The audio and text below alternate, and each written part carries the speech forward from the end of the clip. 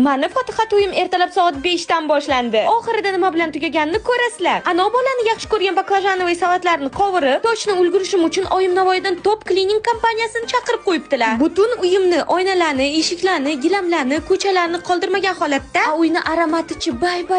Navoiy qizlari Uborko uz Navoiyga murojaat qilaverasizlar. Ungacha o'zimni ko'ylak ishtonimni kiyib gul bozorga yugurdim. Axir gullarsiz qanaqa Pinterestdagi qiz bo'laman? Tez uyga kelib hammasini rasformirovka qilib, stol bezatishga o'tib ketdim. Yoz mevalari rosa shirin-a. Saroy ovqatimiz uchun o'choqcha. Navoiyinskiy samsa burchaklarimizdan bir yeb ko'rishsin deb assorti qilib har xilidan olib qo'ydik. Go'shtli assortini go'shtlisi bo'ldi-da. Bu esa yashil assorti. Xolam bo'lmaganda miyamga umuman kemardi shunaqa qilib bezatdik. G'urur bilan aytishim mumkin, arbuz qovunlarni o'zim bezatib stolga uzatib yubordim. Salatlar, shirindan shirinliklar. Bu esa padarik kuyov bolaga samsachalarni ham qo'ydim. Bobur prosta sevadi. Faqat bizni uyimizda tayyorgarchilik avjida desam, Boburning oilasi bu vaqt o'sha yo'lda ekanlar. Oy какие красавицы, bobojon duo etib, Bobur hayajonda. Oyijon, ammajon, xolajon bo'lib kelishdilar. Men уже terlab, titrab hayajonlanishni boshladim. Orada o'zim ham Boburga ham ovqat yedirib, mehmonlarga ham qozon keboblarni uzatish vaqti keldi. Umida xolam Umida jiyaniga nasihatlar o'qib, bilkillagan pirojnilaringni pishirib ber dedilar. Xo'p bo'ladi deb tayyor qilib mehmonlarga kirgizib yubordik. Orada Bobur shunaqa mili buketik berib, rahmat jonim dedilar. Kechga yaqin raqslar festivali boshlandi. Xolam va ammajon bir lazgiga o'ynab berishdi. Umida xolam ham chakki emas. Xullas o'ynashib, kulishib shunaqa atmosferada kechani tugatib oldik. Menga obuna bo'lib qo'yish esinglardan chiqmasin, chunki kelasi video